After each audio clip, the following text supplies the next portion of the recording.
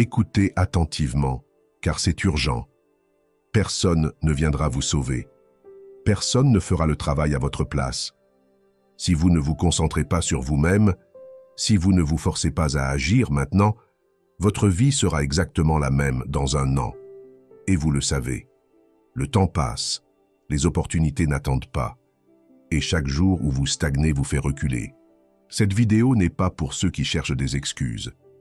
Elle s'adresse à ceux qui sont prêts à se regarder dans le miroir et à se dire « Aujourd'hui, je commence mon changement, coûte que coûte ».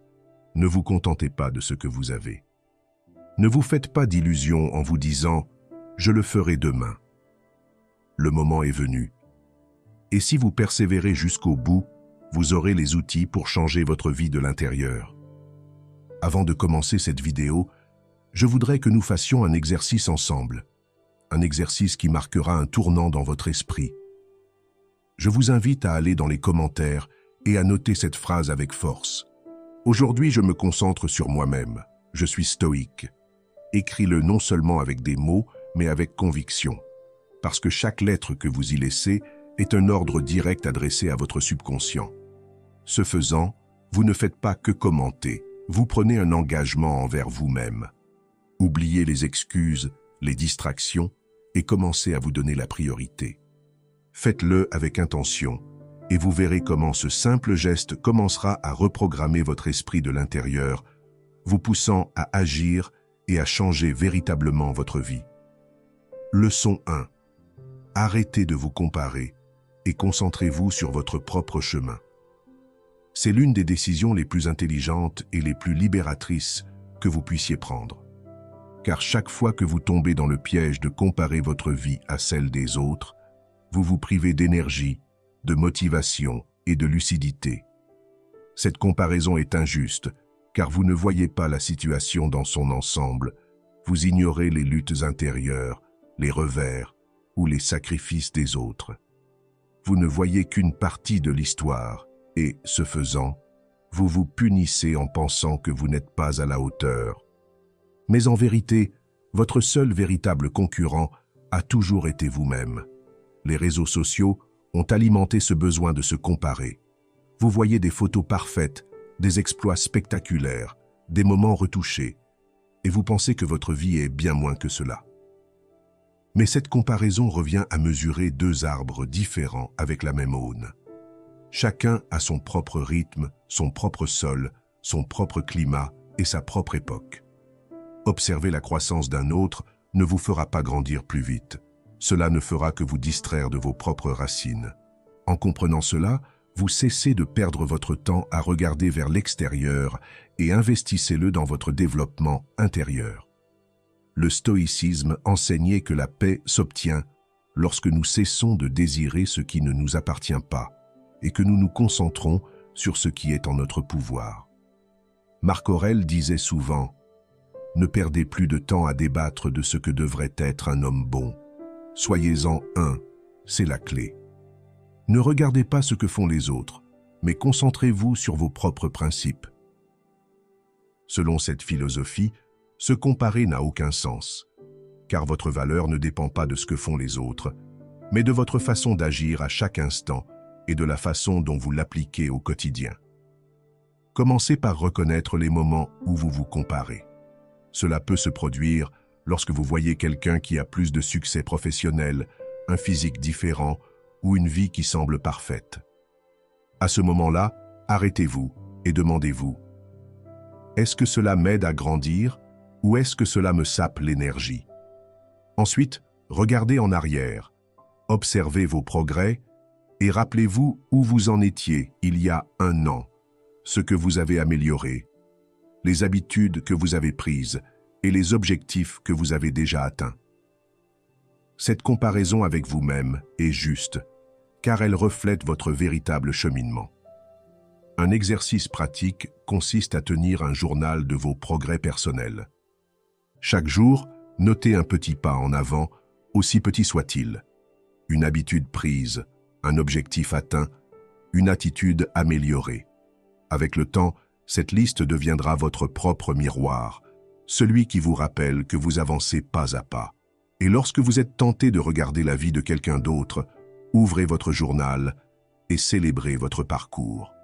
Cette pratique entraîne votre esprit à trouver la motivation dans votre propre développement. Les résultats de ce mode de vie sont profonds. Tout d'abord, vous ressentez une plus grande paix intérieure, car vous n'êtes plus prisonnier d'une comparaison constante.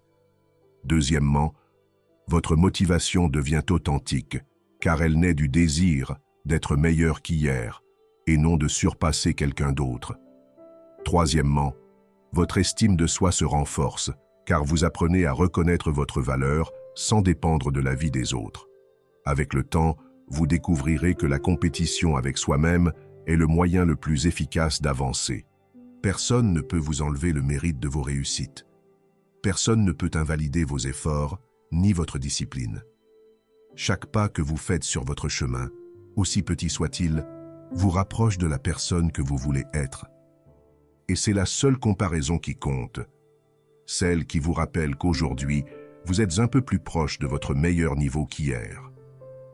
Alors, la prochaine fois que vous serez tenté de regarder ailleurs et de vous sentir inférieur, souvenez-vous-en. Votre histoire est unique, votre parcours vous appartient, et votre valeur ne dépend pas de l'éclat des autres, mais de la façon dont vous choisissez de briller sur votre propre chemin. Arrêtez de vous comparer et célébrez-vous, car lorsque vous comprenez que votre seule véritable compétition est vous-même, vous retrouvez votre énergie, votre paix intérieure et votre véritable motivation pour continuer à grandir. Leçon 2. L'isolement n'est pas une punition, c'est une préparation. Souvent, lorsque la vie vous laisse seul, vous l'interprétez comme un échec, comme si personne ne vous valorisait ou comme si vous étiez brisé. Mais la solitude ne vient pas vous détruire, elle vous façonne. C'est dans ces moments où le bruit s'estompe et où les masques tombent que vous pouvez vraiment vous écouter, où vos blessures les plus profondes et vos forces cachées émergent. C'est là que commence la véritable croissance, car le silence ne vous distrait pas. Il vous confronte à vous-même et à la version que vous êtes appelé à construire. Le problème, c'est que la plupart des gens fuient la solitude, la confondant avec l'abandon. En réalité, la solitude n'est pas un signe d'incomplétude, mais plutôt un signe d'apprentissage secret. Chaque minute d'isolement est une occasion d'entraîner son esprit, d'observer ses pensées, de guérir de ce qu'on n'a jamais affronté auparavant et de développer la résilience qui deviendra plus tard sa plus grande force. Le stoïcisme l'avait bien compris. Sénèque affirmait que ceux qui apprécient leur propre compagnie ne sont jamais seuls. Les stoïciens considéraient la solitude comme un terrain d'entraînement pour l'âme, un lieu où l'on devient indépendant des validations extérieures et plus résilient face aux épreuves du destin. Car si vous apprenez à être en paix avec vous-même, rien ni personne ne pourra vous faire perdre votre équilibre. Comment appliquer cela à votre quotidien? Commencez par changer de discours. Arrêtez de dire « je suis seul » avec un ton de victime et commencez à dire « je me prépare ». Profitez de ces moments d'isolement pour cultiver des habitudes qui vous rapprochent de la vie que vous souhaitez. Lisez, écrivez, réfléchissez, méditez, faites de l'exercice. Remplissez votre solitude d'activités qui renforcent votre esprit et votre corps. Cet investissement silencieux se traduira tôt ou tard par des résultats visibles et parlants. Un exercice efficace consiste à consacrer une partie de chaque journée au silence complet, sans distractions extérieures. Pas de téléphone, pas de musique, pas de conversation. Juste vous et vous-même. Au début, cela peut être inconfortable, car vous serez confronté à vos pensées les plus difficiles, mais avec le temps, vous découvrirez que la guérison réside dans cet inconfort. Vous apprendrez alors à distinguer ce qui compte vraiment de ce qui n'était que du bruit. Accepter son isolement a des conséquences transformatrices. Premièrement, vous développez votre résilience en apprenant à subvenir à vos besoins sans dépendre de personne. Deuxièmement, vous approfondissez votre connaissance de vous-même en commençant à percevoir clairement vos schémas, vos peurs et vos désirs. Troisièmement, votre force intérieure est renouvelée en découvrant que vous n'avez pas besoin du monde extérieur pour vous sentir entier. Vous êtes suffisant. Avec le temps, vous constaterez que cette période d'isolement devient un atout. Car tandis que d'autres fuient la solitude et cherchent à combler le vide par des distractions, vous aurez entraîné votre esprit et votre âme à vous soutenir. Et lorsque vous reviendrez au monde, vous le ferez plus fort, plus concentré et plus difficile à briser. Votre solitude se transformera en une armure invisible qui vous accompagnera à travers chaque épreuve. Souvenez-vous, le silence n'est pas toujours vide. Souvent, le silence est le langage par lequel la vie vous prépare à l'avenir. L'isolement n'est pas toujours synonyme de rejet. Parfois, c'est une façon pour l'univers de vous distinguer afin que vous puissiez devenir plus fort loin des distractions. Alors, la prochaine fois que vous vous retrouverez seul, ne le voyez pas comme une punition. Soyez reconnaissant car vous êtes en pleine transformation. Votre isolement est le terreau où germe votre évolution. N'ayez pas peur, acceptez-le, car lorsque vous comprenez que ce n'est pas une fin, mais un entraînement, votre perception change et votre force intérieure s'épanouit. Et lorsque vous sortirez de cette étape, vous ne serez plus jamais le même. Vous serez plus fort, plus sage et plus invincible que jamais. Leçon 3. Entraînez votre concentration comme si votre vie en dépendait. C'est plus qu'un conseil. C'est la différence entre vivre avec lucidité ou être emporté par le chaos. Chaque jour, le monde vous envoie des milliers de distractions, de notifications, de conversations creuses et de pensées éparses. Et si vous n'entraînez pas votre esprit, vous devenez esclave de ce bruit. Petit à petit, votre pouvoir s'affaiblit, votre énergie s'érode et vous perdez votre temps à des choses qui ne vous mènent nulle part. Mais en choisissant de cultiver une concentration profonde, vous découvrez un super pouvoir que peu maîtrisent de nos jours, celui de diriger votre attention vers l'essentiel. Le manque de concentration est comme une fuite invisible. Vous ne le remarquez pas au premier abord, mais avec le temps, il sape toute votre force. Vous passez d'une tâche à l'autre sans rien terminer, vous accumulez les tâches en suspens, vous êtes anxieux et vous finissez par croire que vous ne progressez pas. Ce n'est pas un manque de compétences, c'est un manque d'attention entraînée. La bonne nouvelle, c'est que la concentration est un muscle, et comme tout muscle, elle peut être renforcée. La clé est de s'entraîner, de réserver du temps où votre esprit ne peut être concentré que sur une seule chose, sur une seule action, sur un seul objectif. Le stoïcisme nous rappelle que la discipline intérieure est le fondement de toute chose. Épictète disait que nous ne sommes pas libres lorsque nous faisons ce que nous voulons, mais lorsque nous savons nous diriger vers ce que nous devons. Cet enseignement prend tout son sens ici.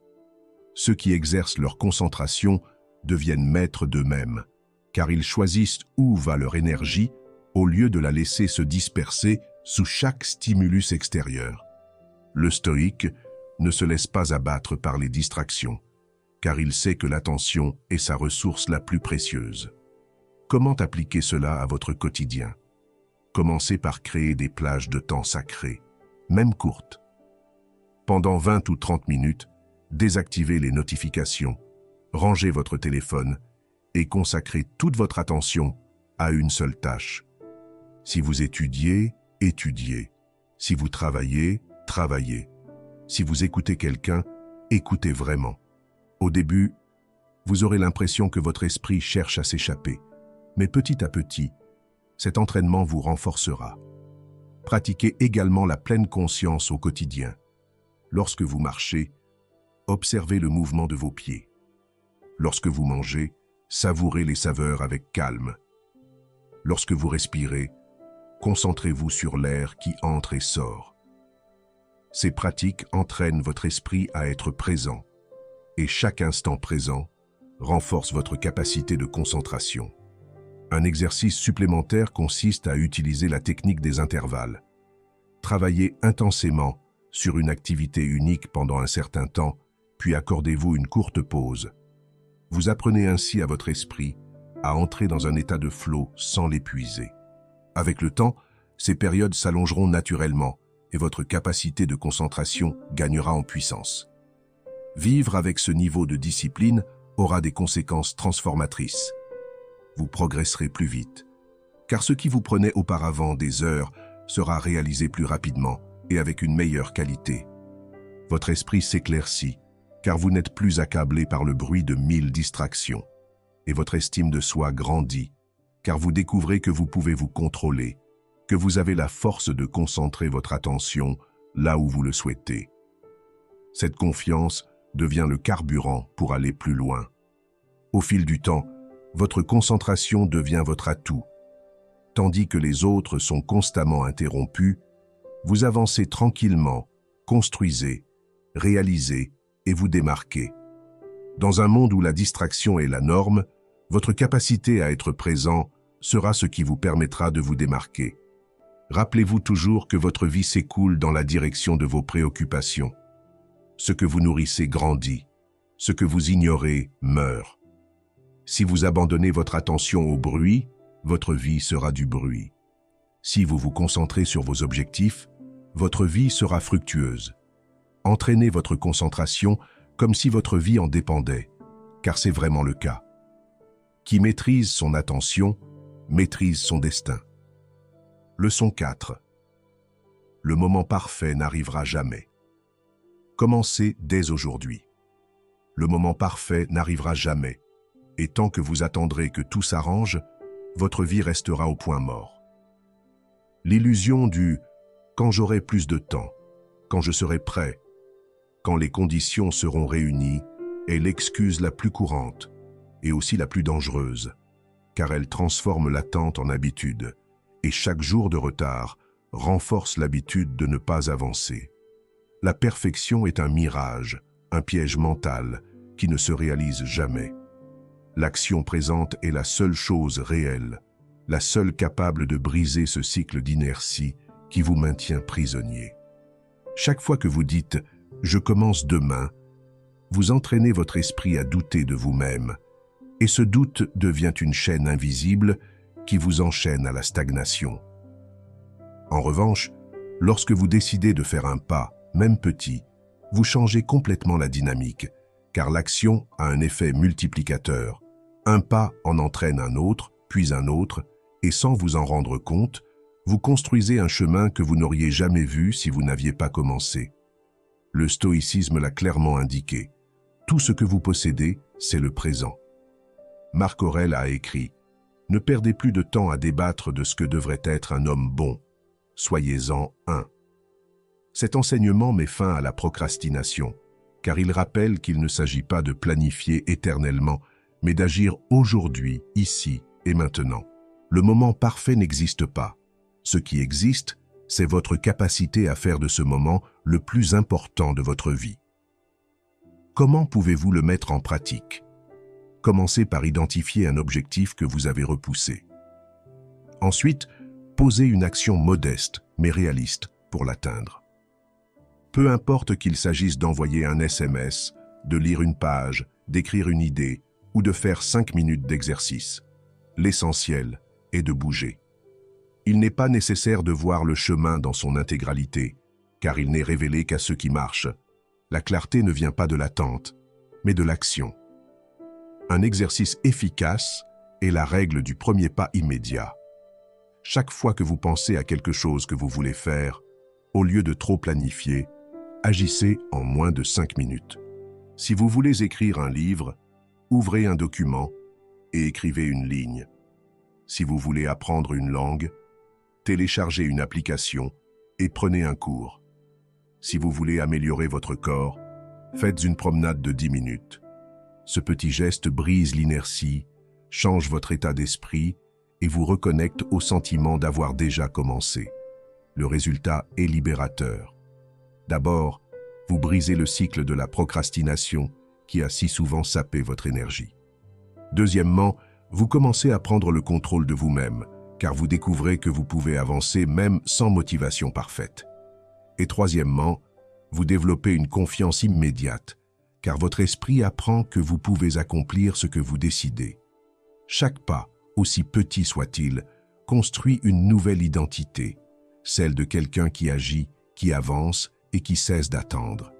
Au fil du temps, votre vie commence à changer visiblement. Tandis que d'autres restent prisonniers de plans, d'excuses et de justifications, vous avancez. Et cette progression constante vous confère un avantage indéniable. Le secret était de ne jamais attendre que tout se mette en place, mais d'aligner vos actions sur votre objectif dès aujourd'hui. Rappelez-vous ceci, le moment parfait n'arrivera jamais, car le présent est déjà parfait. Chaque jour passé sans agir est une brique de plus dans le mur de votre stagnation.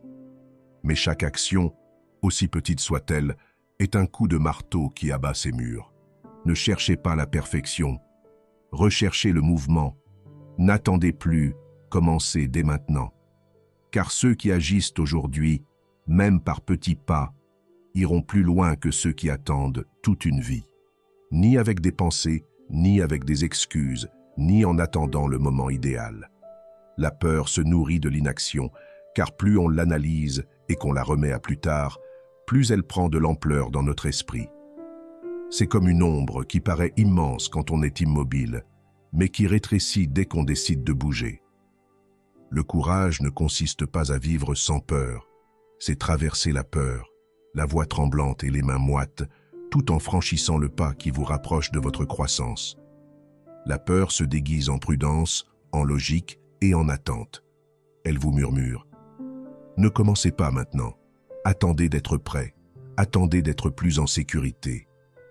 Et tandis que vous l'écoutez, un jour passe, puis une semaine, puis une année.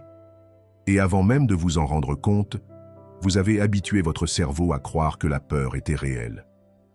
Chaque jour d'inaction renforce la chaîne invisible de la peur. Et chaque action, aussi petite soit-elle, commence à l'affaiblir. C'est pourquoi la clé est de ne pas attendre de se sentir prêt, mais d'agir même dans la peur. Le stoïcisme comprenait très bien ce principe.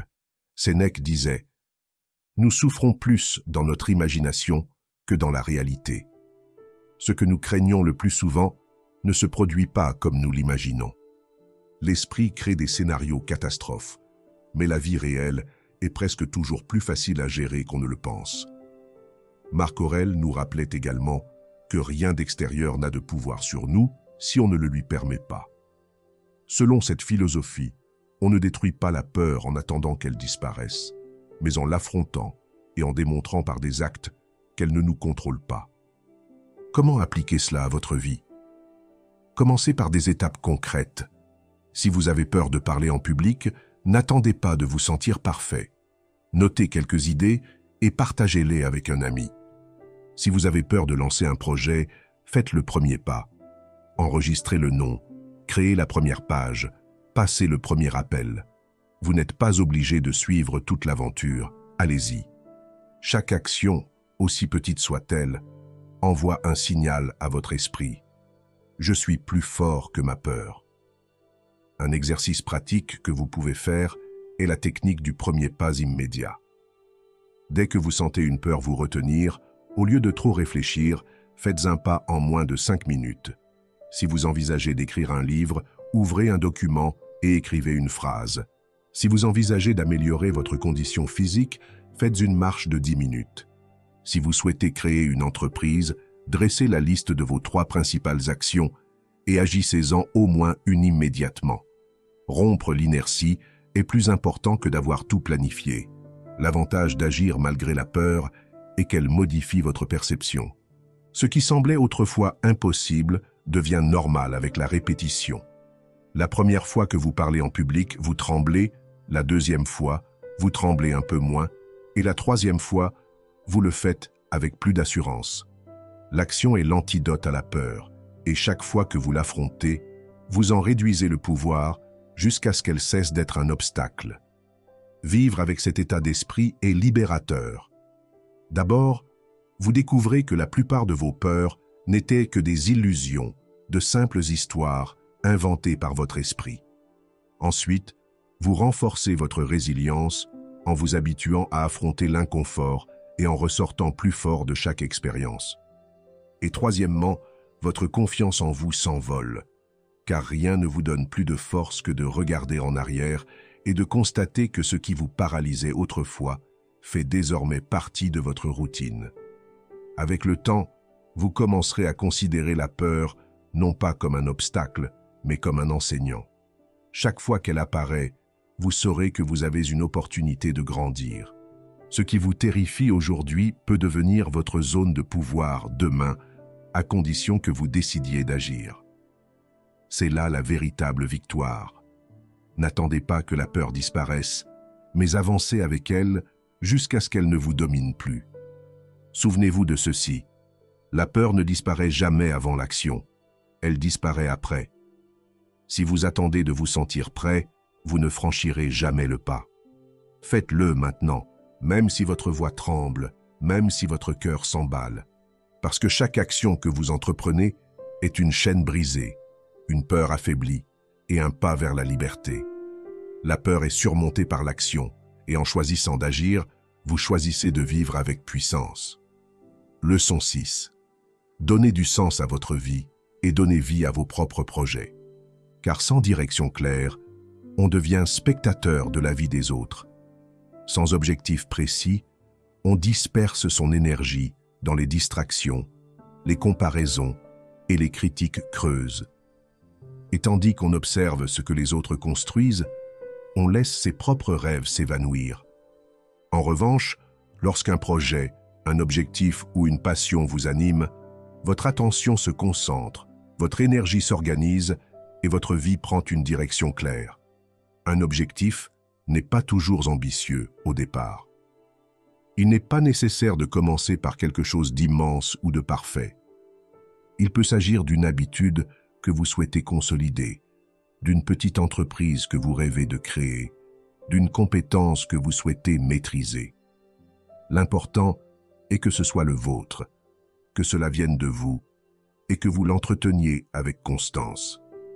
Chaque heure que vous investissez dans votre projet personnel est un investissement dans votre identité. Vous commencez à vous reconnaître comme quelqu'un qui construit et non comme quelqu'un qui attend. L'absence de but ouvre la porte à la dépendance émotionnelle. Lorsque vous manquez de direction, vous recherchez la validation dans ce que font les autres, ce qu'ils pensent ou comment ils vous perçoivent.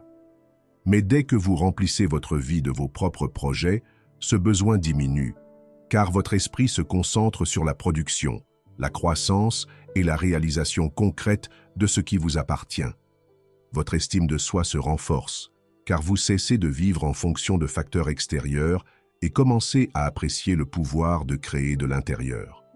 Le stoïcisme était clair à ce sujet. Vivre selon la vertu et la raison signifiait agir en accord avec sa nature et ses capacités. Marc Aurèle a écrit « Une vie sans but est une vie errante.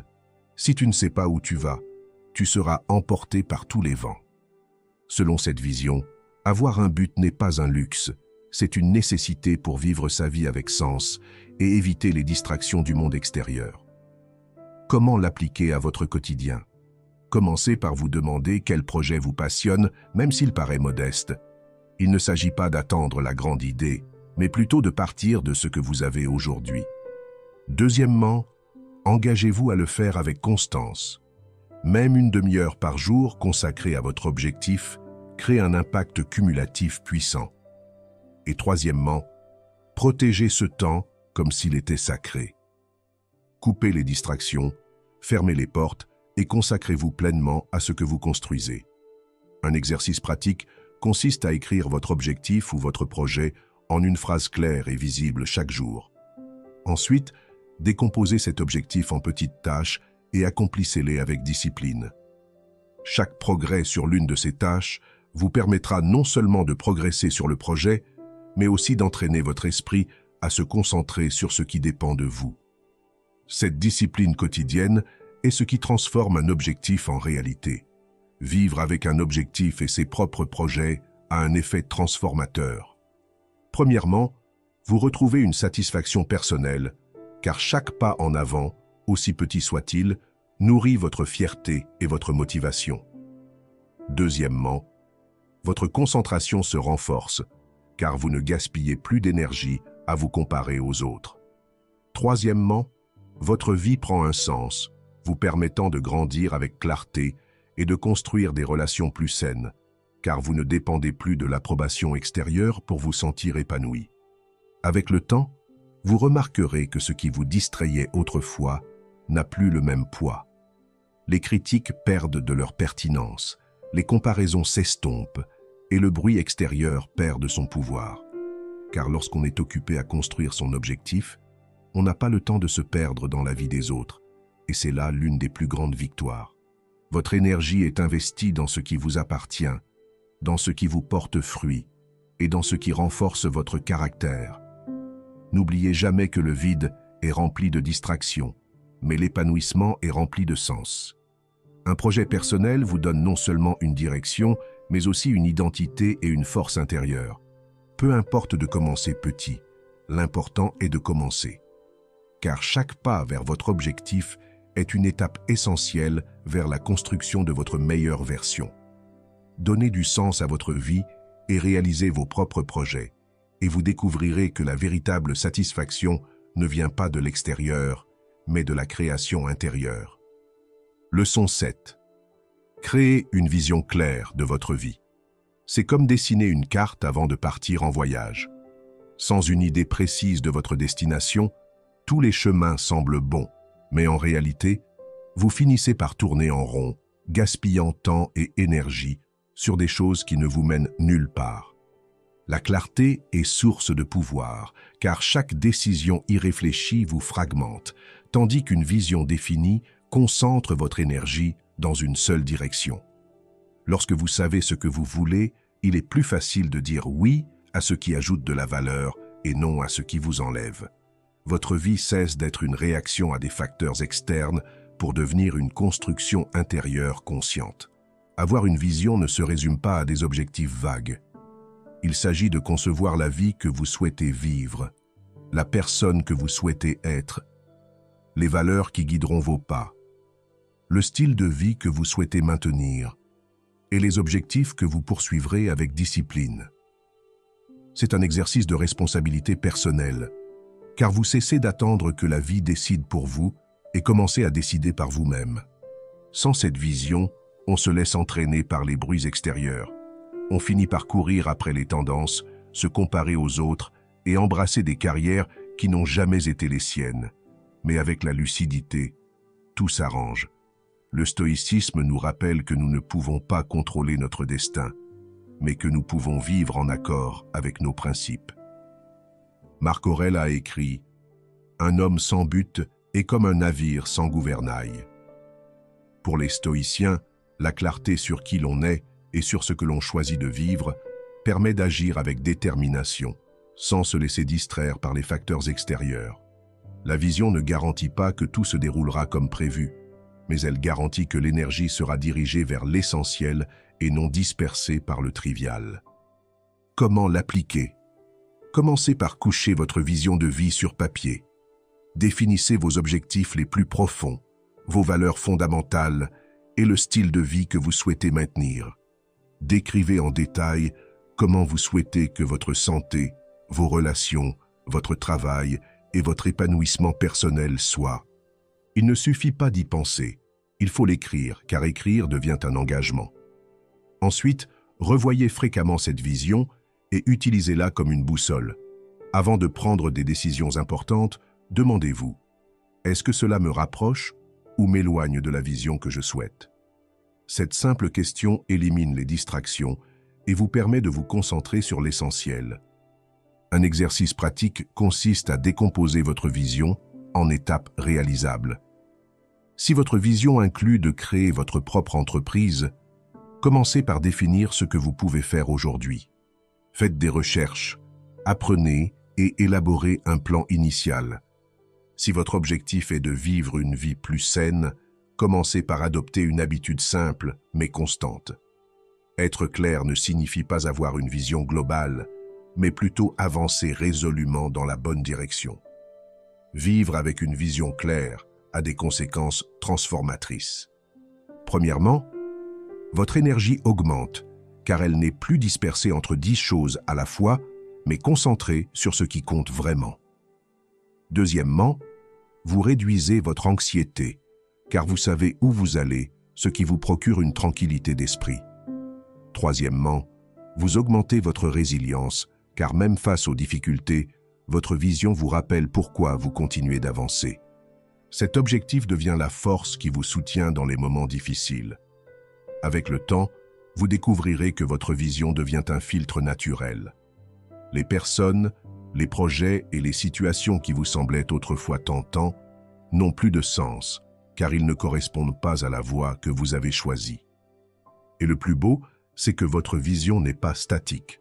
Elle peut évoluer avec vous, s'ajuster à mesure que vous grandissez, mais elle conservera toujours un fil conducteur qui vous donne direction et cohérence. N'oubliez pas ceci, sans vision, la vie se fragmente en distractions. Avec une vision, chaque action devient un élément constitutif de votre avenir. N'attendez pas que les autres vous disent quoi faire. Écrivez votre propre destin. La clarté dont vous disposez aujourd'hui est la force qui vous guidera demain. Créez une vision claire de votre vie et vous découvrirez que la véritable force ne réside pas dans le fait d'avoir tout compris, mais dans le fait d'avancer résolument vers ce que vous avez choisi d'être. Leçon 8. Vos actes sont plus éloquents que vos paroles. Vous pouvez promettre, expliquer, tenter de convaincre, mais au final, seul compte ce que vous faites chaque jour. Car les paroles sont emportées par le vent, mais les actes restent gravés dans la mémoire de ceux qui vous entourent. Quand quelqu'un voit votre discipline, votre persévérance et votre constance, il n'a pas besoin d'écouter vos discours, car votre exemple est plus éloquent que n'importe quel argument. C'est la différence entre quelqu'un qui inspire le respect et quelqu'un qui recherche simplement la validation. L'un démontre par des actes, l'autre tente de compenser par des paroles creuses. La cohérence entre ce que vous faites et qui vous êtes est le fondement de la crédibilité.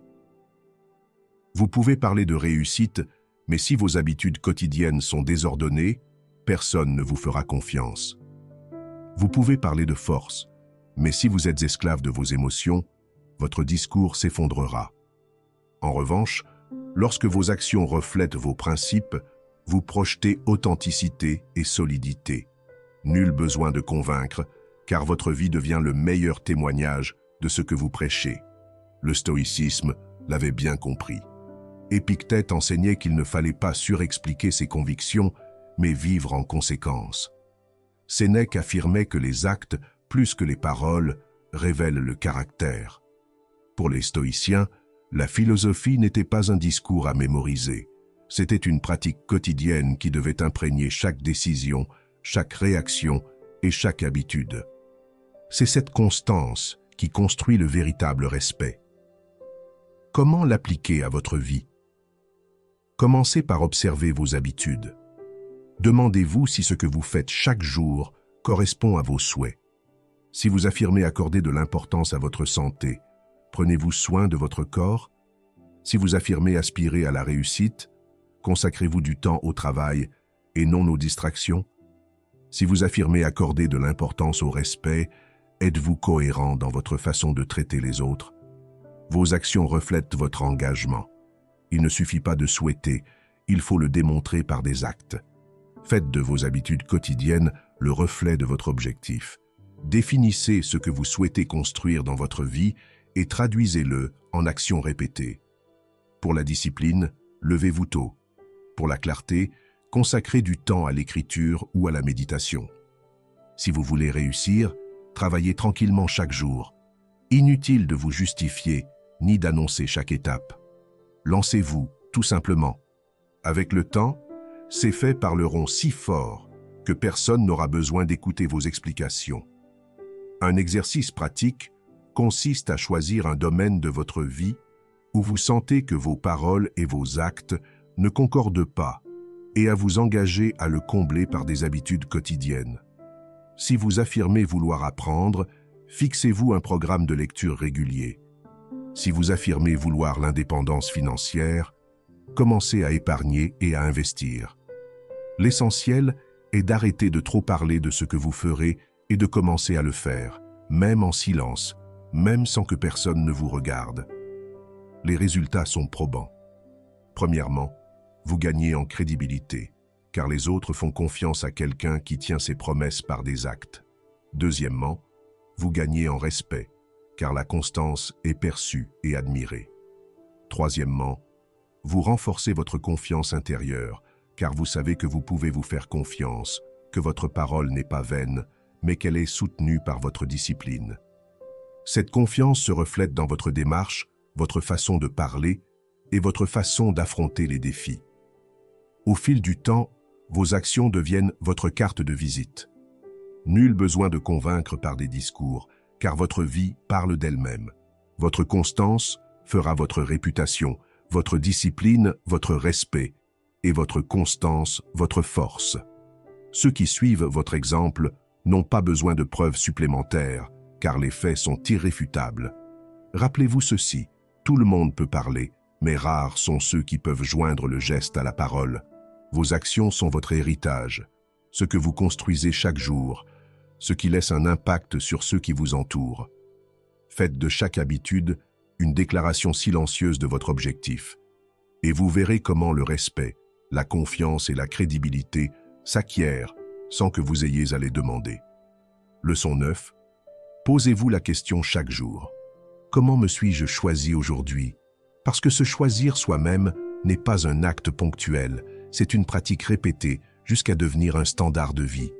On croit souvent que l'amour de soi est une décision importante, prise une fois pour toutes, mais en réalité, notre valeur se construit dans les détails, dans les petits gestes qui nous donnent la priorité, dans la façon dont nous nous traitons lorsque personne ne nous regarde. Se choisir soi-même n'est pas égoïste. Cela signifie se rappeler que si l'on ne se respecte pas, personne d'autre n'apprendra à le faire. Chaque fois que vous dites oui alors que vous vouliez dire non, vous renoncez à un peu de vous-même. Chaque fois que vous supportez ce que vous ne devriez pas, vous renoncez à un peu de votre dignité. Et chaque fois que vous remettez vos objectifs à plus tard pour privilégier les attentes des autres, vous nourrissez l'habitude de vous mettre au second plan. Au contraire, chaque fois que vous choisissez de dire non fermement, chaque fois que vous défendez votre temps, chaque fois que vous faites un pas vers vos objectifs, même sans applaudissements, vous envoyez un message clair à votre esprit. J'ai de la valeur, je me respecte, je me choisis. Et ce message répété devient votre nouvelle identité. Le stoïcisme enseignait que la véritable liberté réside dans l'autonomie. Épictète l'a clairement exprimé. Nul n'est libre s'il n'est maître de lui-même. Se choisir soi-même chaque jour, c'est exercer cette liberté, car cela signifie ne pas laisser le monde extérieur, les pressions ou les désirs d'autrui, décider à sa place. Un stoïque choisit de pratiquer la vertu, de vivre avec cohérence et de défendre ses convictions, même lorsque cela lui est inconfortable. Cette même pratique se traduit aujourd'hui par la priorité accordée à ce qui nous nourrit plutôt qu'à ce qui ne cherche qu'à plaire aux autres. Comment pouvez-vous appliquer cela à votre quotidien?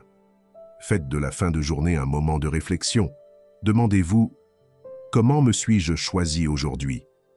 Notez-le dans un carnet ou sur votre téléphone. Peut-être vous êtes-vous choisi en refusant un plan qui ne vous convenait pas. Peut-être vous êtes-vous choisi en respectant une habitude que vous vous étiez promise. Peut-être vous êtes-vous choisi en refusant de céder à quelqu'un qui essayait de vous manipuler. Peu importe son importance, l'important est de le reconnaître et de le célébrer. Un autre exercice efficace consiste à se fixer des rappels. Tout au long de la journée, chaque fois que vous devez prendre une décision, répétez-vous « Je me choisis ». Cette simple phrase change votre perspective et vous rappelle que vos actions sont un vote quotidien pour votre estime de soi. Il ne s'agit pas toujours de choisir ce qui est le plus confortable, mais plutôt ce qui vous fait vraiment grandir, même si cela vous fait mal ou vous met mal à l'aise au début. Le résultat de cette pratique est profond. D'abord, vous commencez à reprogrammer votre esprit. Votre estime de soi cesse de dépendre de l'opinion des autres et commence à se fonder sur ce que vous faites pour vous-même. Deuxièmement, vous développez des habitudes d'amour-propre qui s'accumulent au fil du temps, car chaque choix renforce le suivant. Troisièmement, vous construisez une force personnelle discrète mais solide, car ceux qui se choisissent au quotidien ne cèdent pas facilement aux pressions extérieures. Au fil du temps, votre vie se transforme. Vous commencez à nouer des relations plus saines, car vos valeurs ne tolèrent plus le manque de respect. Vous devenez plus productif, car vous priorisez vos projets au lieu de perdre du temps sur des choses inutiles. Et surtout, vous vous sentez en paix, parce que vous reconnaissez que votre vie est guidée par vous-même et non par les attentes des autres. N'oubliez pas ceci. Votre estime de soi ne se construit pas en un seul acte, mais plutôt en la somme de milliers de petites décisions quotidiennes. Chaque jour, vous avez la possibilité de vous choisir ou de vous abandonner. Chaque non que vous dites quand c'est nécessaire, chaque limite que vous fixez, chaque pas que vous faites vers vos objectifs est un élément constitutif de votre amour propre. Alors, chaque soir avant de vous coucher, posez-vous cette question. Comment me suis-je choisi aujourd'hui?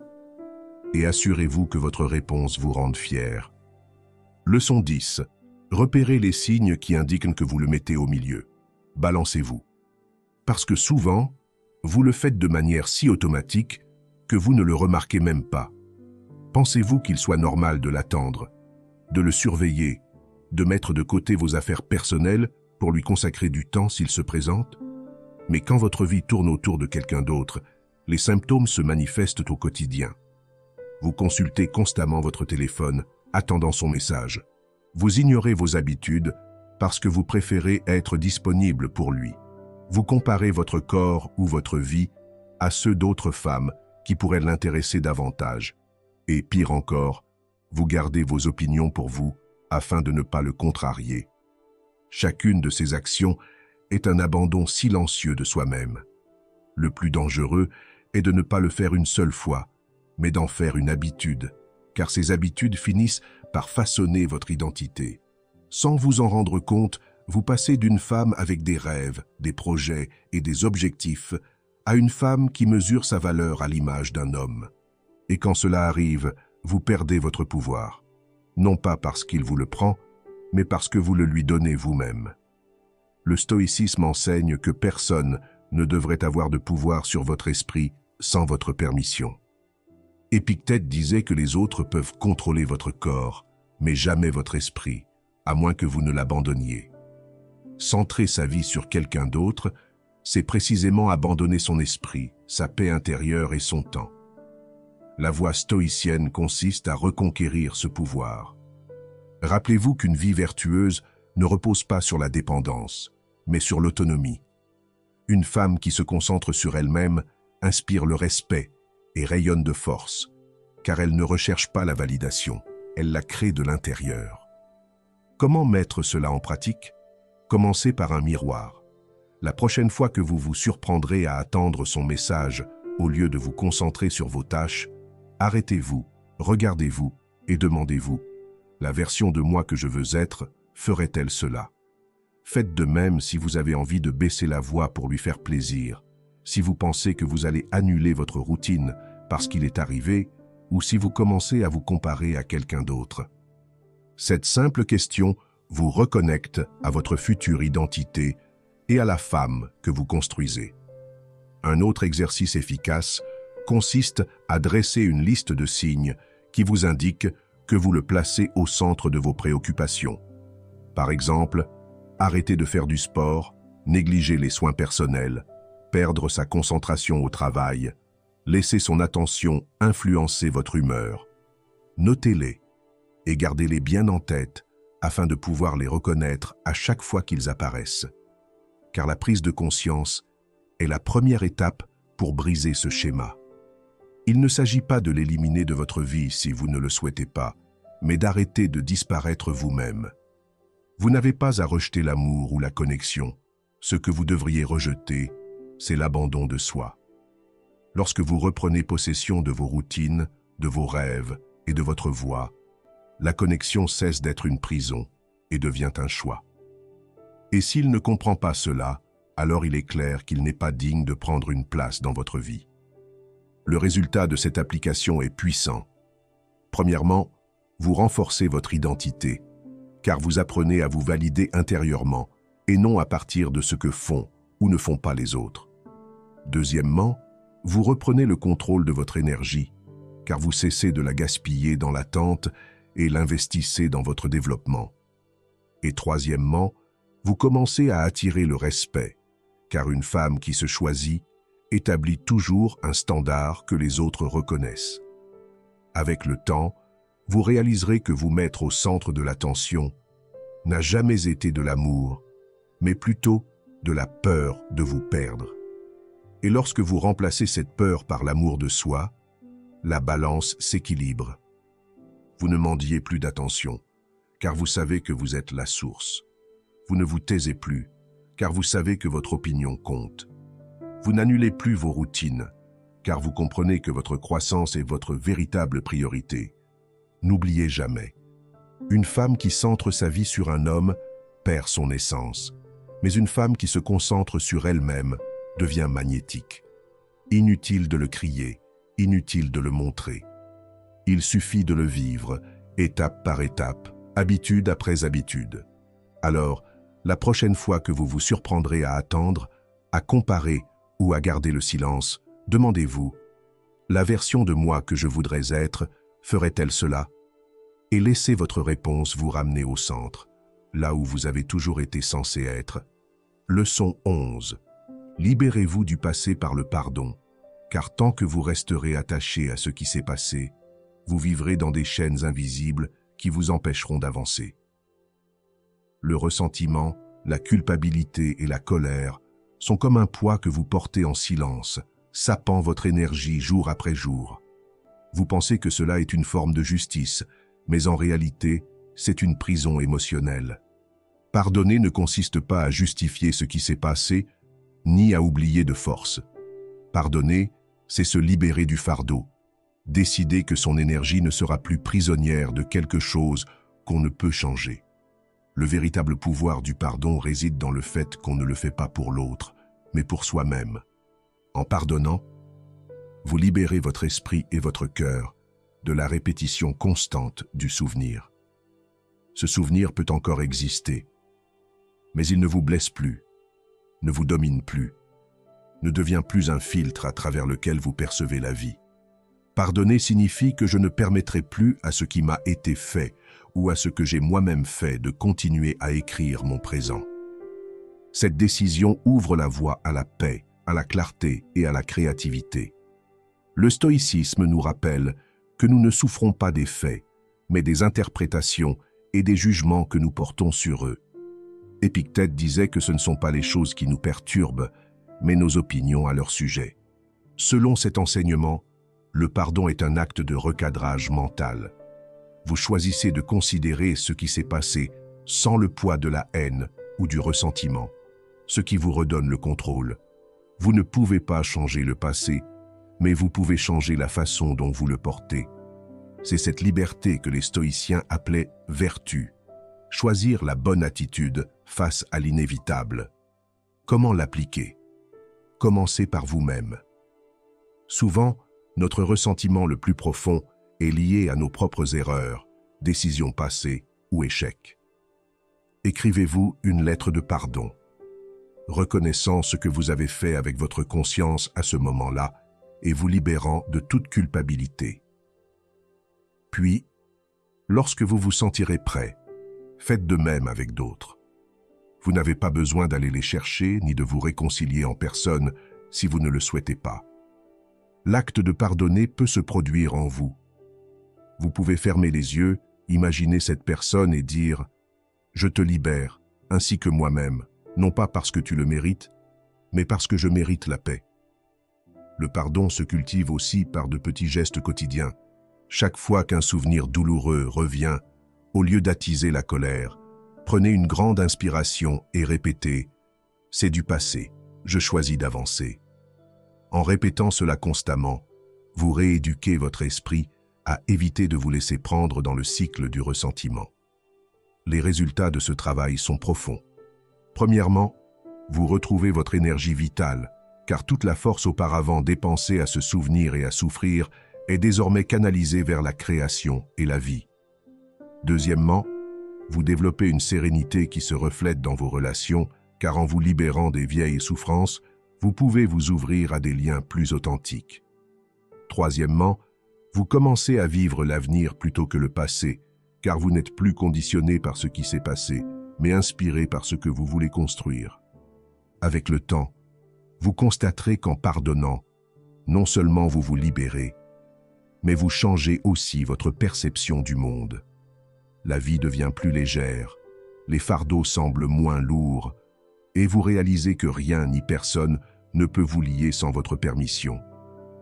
Pardonner ne vous affaiblit pas, il vous rend fort, car il faut un courage immense pour se libérer de ce qui vous a défini pendant des années.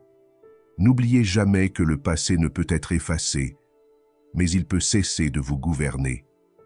Le pardon est le pont entre la douleur et la liberté. On ne le fait pas pour que l'autre gagne, on le fait pour reprendre le pouvoir.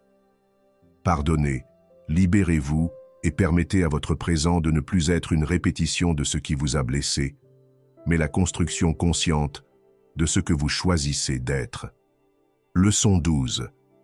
Débarrassez-vous de votre dépendance à vos émotions négatives, car même sans vous en rendre compte, votre corps s'est souvent habitué à vivre dans des états de colère, de culpabilité, de peur ou d'anxiété, comme s'il s'agissait de substances chimiques dont il ne pouvait se débarrasser.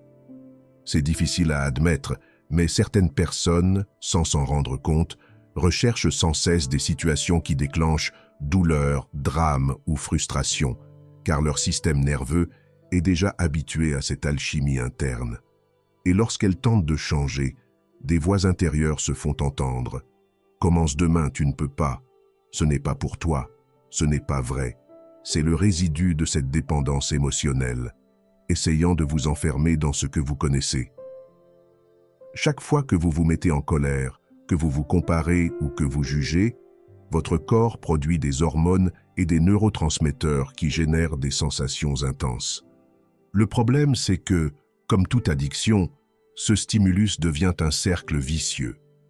Vous avez besoin de la même chose pour vous sentir vivant, même si cela vous détruit.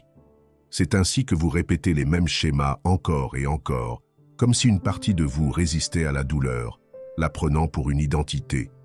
Le stoïcisme l'entendait autrement. Nous ne sommes pas esclaves de nos sentiments, mais de ce que nous choisissons pour nourrir nos pensées. Marc Aurèle écrivait que le bonheur dépend de la qualité de nos pensées.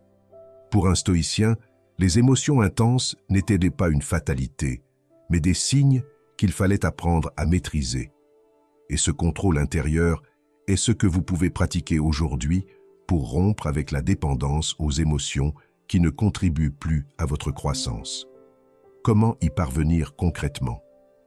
La première étape consiste à identifier vos voix intérieures. Chaque fois que vous pensez « je ne peux pas »,« je le ferai demain » ou « j'échoue toujours », reconnaissez que ce n'est pas vrai. C'est le reflet chimique de votre dépendance émotionnelle. Notez-les sur papier et remplacez-les par des affirmations valorisantes. Oui, je peux. Mon changement commence maintenant. Je suis capable de réécrire mon histoire. Il ne suffit pas de le répéter une fois.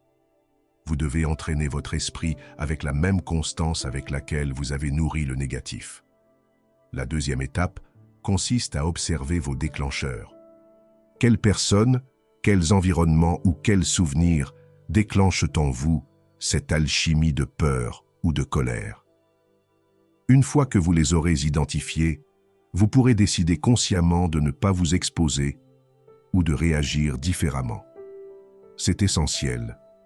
Ne combattez pas l'émotion, mais interrompez plutôt le schéma qui la déclenche. Chaque fois que vous choisissez une réponse différente, votre cerveau se reconfigure et votre corps apprend à fonctionner sans l'influence de la chimie. La troisième étape consiste à cultiver intentionnellement de nouvelles émotions. Tout comme vous avez involontairement entraîné la colère ou la culpabilité, vous pouvez désormais cultiver la gratitude, l'espoir et la confiance. Passez quelques minutes par jour à visualiser votre avenir avec précision et enthousiasme, à être reconnaissant pour ce que vous avez déjà et à répéter des phrases qui vous remplissent d'énergie. Ce n'est pas un vœu pieux, c'est de la biologie appliquée. Vous créez une nouvelle alchimie interne et une nouvelle habitude émotionnelle. Se libérer de cette dépendance est libérateur. D'abord, vous retrouvez votre énergie vitale, car vous cessez de la gaspiller dans des cycles de drames ou de pensées qui vous consument. Ensuite, vous reprogrammez votre esprit pour agir plus clairement et non par impulsion. Et troisièmement, vous découvrez une liberté que vous n'aviez jamais ressentie auparavant. Vous n'avez plus besoin de vous appuyer sur la colère, la culpabilité ou la peur pour ressentir de l'intensité dans votre vie, car vous choisissez désormais des émotions qui vous nourrissent. Avec le temps, vous constaterez que les situations qui vous submergeaient autrefois n'ont plus le même effet. Cette personne qui gâchait votre journée n'a plus aucun pouvoir. Ce souvenir qui vous causait autrefois de la culpabilité n'est plus qu'une leçon. Cette anxiété qui semblait interminable s'est transformée en énergie créatrice, car vous n'êtes plus esclave de votre ancien moi. Vous êtes désormais l'architecte de votre nouvelle identité émotionnelle. N'oubliez pas, personne d'autre ne peut vous libérer de cette dépendance. C'est un travail intérieur. Vos pensées sont l'étincelle, vos décisions sont le feu et vos habitudes sont le carburant de la transformation. Chaque fois que vous choisissez d'affirmer votre pouvoir plutôt que de vous exprimer avec véhémence, vous gagnez du terrain. Chaque fois que vous brisez un vieux schéma, vous libérez votre avenir. Vous n'êtes pas ce que vous ressentez. Vous êtes ce que vous choisissez de nourrir. Et si vous faites des choix cohérents, vous découvrirez bientôt que votre véritable liberté commence lorsque vous vous libérez de vos émotions négatives. Enseignement 13. Soyez plus grand que votre corps, votre environnement et votre temps. Car c'est là que réside la véritable liberté. La plupart des gens vivent prisonniers de leurs pulsions physiques, de leur environnement et de l'anxiété liée à ce qui est déjà arrivé ou à venir. Si vous êtes fatigué, vous dites « je ne peux pas ». Si votre environnement est négatif, vous absorbez cette énergie. Si vous vous attardez trop sur ce que vous avez perdu ou sur ce que vous craignez, vous vous paralysez. Et sans vous en rendre compte, vous laissez votre biologie, votre environnement et votre esprit limité par le temps décider pour vous. Mais il existe une force plus grande, la conscience qui vous permet de choisir dans le présent, de décider qui vous voulez être ici et maintenant. Quand on est dominé par son corps, sa vie devient réactive. On mange par anxiété, on explose de colère, on procrastine par fatigue. Quand on est dominé par son environnement, sa vie dépend de ce que font ou disent les autres. Si on vous soutient, vous avancez. Si on vous critique, vous coulez. Et lorsque le temps vous domine, vous vivez coincé entre des souvenirs douloureux et un avenir inquiétant, oubliant que la seule véritable force réside dans l'instant présent. C'est ce qui bloque le véritable changement. Votre attention est captive de ce que vous ne pouvez pas contrôler. Le stoïcisme l'avait compris il y a des siècles. Marc Aurèle disait « L'homme est plus troublé par ses opinions que par les choses elles-mêmes ». Il nous rappelait également que la vie se déroule dans le présent, que rien d'extérieur ni aucun souvenir ne peut nous nuire sans notre consentement. Pour les stoïciens, vaincre la tyrannie du corps, de l'environnement et du temps était un acte de vertu. Restez ferme sur ce qui dépend de vous, dans votre esprit et vos décisions. C'est la grandeur que vous pouvez cultiver aujourd'hui. Comment l'appliquer? Commencez par pratiquer la présence. Lorsque votre corps crie la fatigue, prenez une grande inspiration et demandez-vous « Est-ce vraiment possible ou est-ce juste une résistance ?»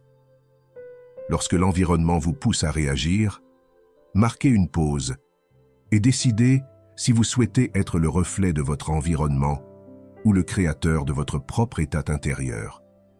Et lorsque votre esprit oscille entre passé et futur, revenez au présent avec une simple phrase. Ici et maintenant, j'ai le pouvoir de choisir. Cette pratique vous donne la clé pour ne pas vous laisser emporter. La méditation est un outil puissant pour développer cette compétence. Ce n'est pas forcément compliqué. Fermez simplement les yeux quelques minutes, observez votre respiration et laissez aller chaque pensée qui surgit. Il ne s'agit pas de les combattre, mais de les laisser partir, en vous rappelant que vous n'êtes ni vos souvenirs ni vos peurs. Au fil du temps, cette habitude entraîne votre cerveau à sortir du pilotage automatique et à vivre l'instant présent avec plus de conscience. Un exercice pratique consiste à visualiser qui vous voulez être et à ressentir comme si vous étiez déjà cette personne à cet instant précis. Pour que votre vision soit disciplinée, ne la considérez pas comme un avenir lointain. Ressentez-le dans votre posture, votre respiration, votre attitude présente. Si vous voulez gagner en confiance, pratiquez-le dès aujourd'hui, même si vous ressentez encore de la peur. Cette pratique brise le conditionnement de votre corps et de votre environnement, car votre esprit commence à diriger l'expérience au lieu de réagir à ce qui se passe à l'extérieur. Le résultat de cet entraînement à la grandeur est profond. Premièrement, vous retrouvez votre pouvoir intérieur, car vous cessez d'être victime des impulsions ou des circonstances et devenez maître de vos réactions. Deuxièmement, vous réduisez votre stress, car vous n'êtes plus ancré dans le passé, ni obsédé par l'avenir. Vous êtes ici, en train de créer. Et troisièmement, vous développez une capacité de transformation réelle, car vous commencez à vivre selon l'identité que vous avez choisie et non celle dont vous avez hérité. Avec le temps, vous remarquerez que les situations qui vous submergeaient autrefois ne vous contrôlent plus. La fatigue n'est plus une excuse, la critique ne vous définit plus. La peur de l'avenir ne vous paralyse plus, car vous avez entraîné votre esprit à être plus grand que votre corps, votre environnement et le temps. Et lorsque vous y parvenez, plus rien ne peut vous arrêter. Votre vie cesse d'être une réaction pour devenir une création. Rappelez-vous toujours que votre pouvoir réside dans le présent. Vous n'êtes ni vos impulsions, ni votre environnement, ni votre passé, ni votre avenir. Vous êtes ce que vous décidez d'être maintenant. Soyez plus grand que votre corps, votre environnement et votre temps, et vous verrez comment votre vie s'harmonisera avec la version la plus puissante de vous-même. Leçon 14. Servez-vous de votre douleur comme d'une force motrice, car la blessure que vous ressentez aujourd'hui peut être le moteur qui vous propulsera vers la meilleure version de vous-même. La douleur n'est pas un ennemi, c'est une énergie brute qui, si vous savez la canaliser, peut se transformer en discipline, motivation et objectif. Ce qui vous semble un fardeau insupportable aujourd'hui peut vous rappeler demain pourquoi vous n'avez pas abandonné. Il ne s'agit pas de l'ignorer, il s'agit de la transformer, cesser de la considérer comme une punition et commencer à la comprendre comme le carburant qui vous mènera plus loin que vous ne l'auriez jamais imaginé. Chaque fois que vous traversez une situation difficile, votre esprit a deux voies, sombrer dans la plainte ou passer à l'action. La souffrance prolongée survient lorsque vous choisissez la première option, entretenant un sentiment de victimisation et vous répétant sans cesse l'injustice de la situation. Mais la vie ne change pas avec les regrets. Elle change lorsque vous affrontez votre douleur, l'acceptez et vous demandez « Que puis-je faire ?» C'est alors que votre souffrance se transforme en force, car au lieu de vous freiner, elle vous propulse vers l'avant. Le stoïcisme a toujours enseigné que ce n'est pas ce qui arrive qui compte, mais la façon dont on y réagit. Marc Aurèle a écrit « Ce qui nous empêche de progresser devient notre chemin ». De ce point de vue, la douleur n'est pas un obstacle, c'est l'enseignant qui nous pousse à éveiller notre résilience. Épictète, esclave et humilié, ne s'est pas effondré. Il a fait de sa souffrance le fondement de sa philosophie. S'ils ont pu transformer leurs épreuves en vertu, vous le pouvez aussi. Comment pouvez-vous appliquer cela à votre vie? Commencez par identifier votre souffrance. Cela peut être une perte, une trahison, un échec, un rejet. Écrivez-le, nommez-le, reconnaissez ce que vous ressentez, ne le niez pas, car ce qui est refoulé se multiplie. Une fois que vous l'acceptez, décidez consciemment que cela ne vous détruira pas, mais vous touchera. Demandez-vous, que puis-je faire aujourd'hui pour honorer cette douleur? Il peut s'agir d'entraîner votre corps à montrer votre force, de travailler sur votre projet avec plus de discipline, d'étudier quelque chose de nouveau, ou même d'aider quelqu'un qui traverse la même épreuve. La deuxième étape consiste à utiliser la mémoire comme un ancrage énergétique. Chaque fois que vous sentez que vous ne pouvez plus continuer, Rappelez-vous pourquoi vous avez commencé, souvenez-vous de ce moment douloureux et faites-en la raison de votre persévérance, non pas comme une chaîne qui vous enchaîne, mais comme une étincelle qui vous enflamme. La douleur est un souvenir, mais elle peut aussi être une force motrice si vous choisissez de la canaliser. La troisième étape consiste à lui donner un sens. Une souffrance insensée détruit, mais une souffrance intentionnelle construit. Si votre blessure devient la raison pour laquelle vous aidez les autres, le fondement de votre discipline ou l'origine de votre vision de vie, alors elle devient un cadeau déguisé. Vous n'avez pas besoin qu'elle disparaisse pour avancer, vous devez la redéfinir et l'intégrer à votre parcours de croissance. Le résultat de ce processus est une résilience renforcée. Vous apprenez que, quelle que soit la gravité de votre chute, vous pouvez toujours vous relever avec plus de lucidité. Votre douleur cesse d'être un rappel de ce que vous avez perdu et devient un rappel de ce que vous êtes capable de gagner. Vous développez également un sens à la vie, car vous comprenez que votre vie peut inspirer et guider ceux qui souffrent. Et surtout, vous gagnez en motivation, car désormais, chaque pas que vous faites est chargé de l'énergie qui vous pesait autrefois. Avec le temps, vous découvrirez que votre douleur n'était pas une ennemie, mais un enseignant. Elle vous a montré votre force, vous a appris à vous concentrer sur l'essentiel et vous a révélé que vous possédiez plus de pouvoir que vous ne le pensiez. Cette cicatrice que vous portez n'est pas un signe de faiblesse, c'est la preuve de votre transformation. Souvenez-vous, la douleur peut vous détruire ou vous propulser, et la différence réside dans la décision que vous prenez aujourd'hui. Si vous l'acceptez et la canalisez, elle deviendra votre plus grande force. Ne l'ignorez pas, ne la niez pas. Utilisez-la, car lorsque vous apprenez à utiliser votre douleur comme carburant, plus aucun obstacle ne peut vous arrêter. Ce qui était autrefois souffrance devient l'énergie qui vous élève, et ce qui semblait être la fin devient le début de votre véritable pouvoir.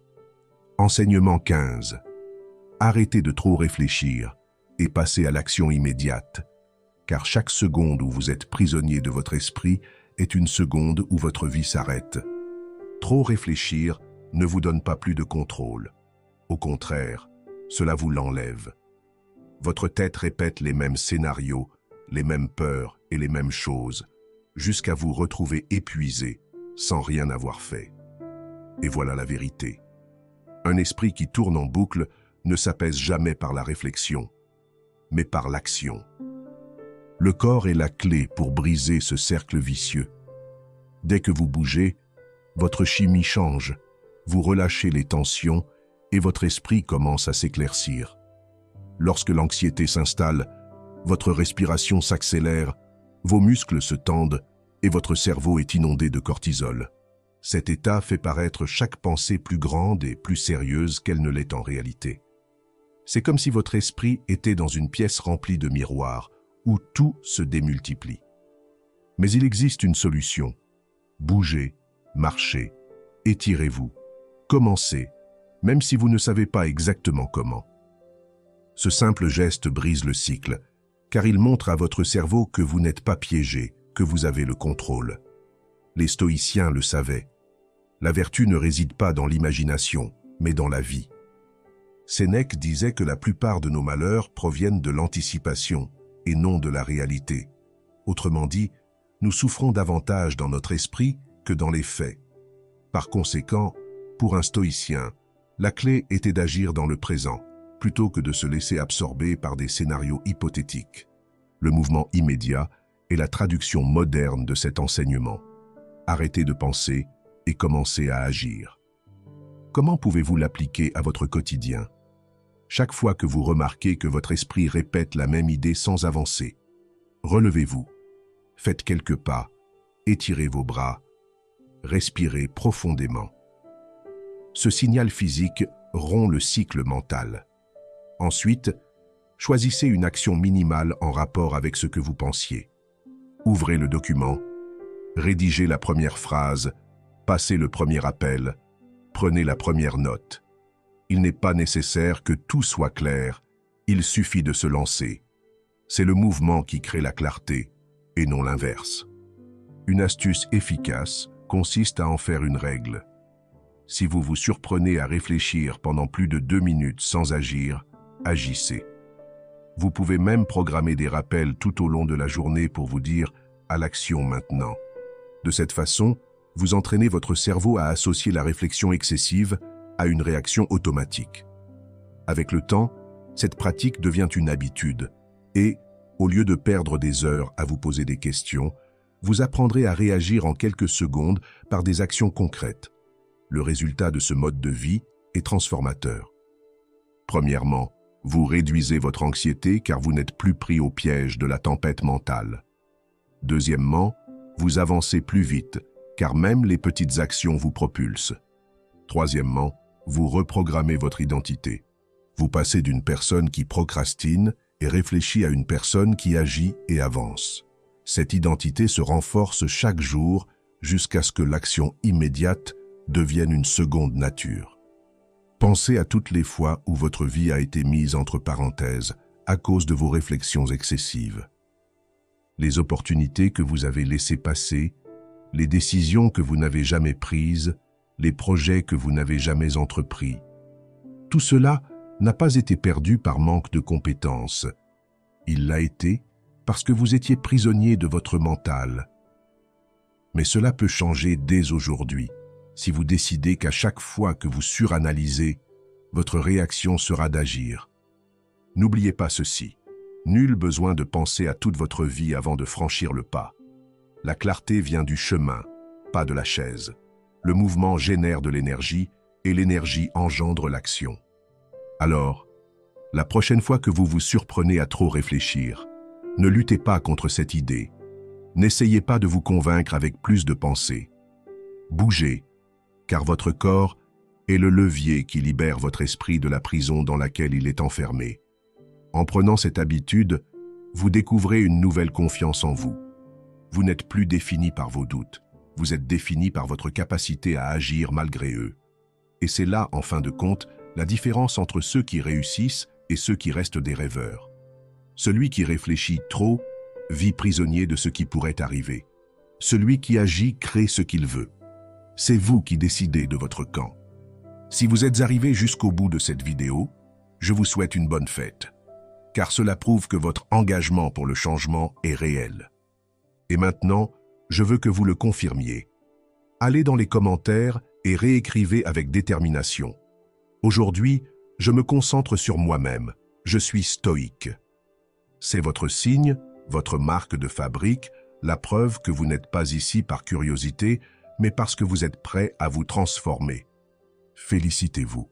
Chaque pas que vous faites vers votre croissance mérite d'être reconnu. Célébrez votre discipline, car vous êtes sur la bonne voie. Et n'oubliez pas, si ce message vous a touché, aimez-le, abonnez-vous et cliquez sur la cloche. Parce que ce qui vient sera encore plus puissant pour vous aider à agir et à changer votre vie de l'intérieur.